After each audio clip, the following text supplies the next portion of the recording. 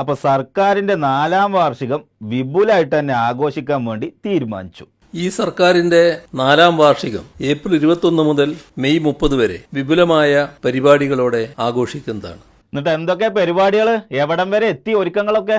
ജവാന്റെ ഉൽപാദനം വർദ്ധിപ്പിച്ചിട്ടുണ്ട് ഇവിടെ. അപ്പൊ നമ്മളൊരു ക്യാമ്പയിൻ ഉണ്ടായിരുന്നല്ലോ, എന്തായിരുന്നു അതിന്റെ പേര്?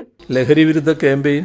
ഒരു സൈഡില് ക്യാമ്പയിന്, എക്സൈസ് മന്ത്രിയുടെ പരിപാടി എന്താണ്? കള്ള് ഷാപ്പുകളെ ആധുനികവൽക്കരിക്കുക, നവീകരിക്കുക എന്നതാണ്. ക്യാമ്പയിനും പുതിയ നയവും, ഇത് രണ്ടും കൂടെ കണ്ടു നിൽക്കണവർക്ക് വല്ലതും പറയണ്ടോ? കുടിക്കേണ്ടവർക്ക് ഇഷ്ടം പോലെ കുടിക്കാന്നാണ് സർക്കാർ നയം. എന്നിട്ട് മദ്യം കുടിക്കില്ല എന്ന് മന്ത്രിമാര് പ്രതിജ്ഞ ചൊല്ലി കൊടുക്കുക, ആളുകളെ കൊണ്ട് കുടിപ്പിക്കുക. ഓ, മുരളിയേട്ടം ലേശം ഗൗരവത്തിലാട്ടോ. അത്ര ഗൗരവമായിട്ട് കാണുന്നില്ല. കാണണ്ടെങ്കിൽ കാണണ്ട. അപ്പൊ ഗൗരവത്തില് നമ്മൾ കാണുന്നത് എന്തൊക്കെയാണ്? പ്രാകൃതമായിട്ടുള്ള അവസ്ഥയിൽ നിന്ന് മാറ്റി കള്ള് ഷാപ്പുകൾ എല്ലാവർക്കും വരാൻ പറ്റുന്ന ഇടങ്ങളായിട്ട്, കുടുംബസമേതം വരാൻ പറ്റുന്ന ഇടങ്ങളായിട്ട് മാറ്റുക.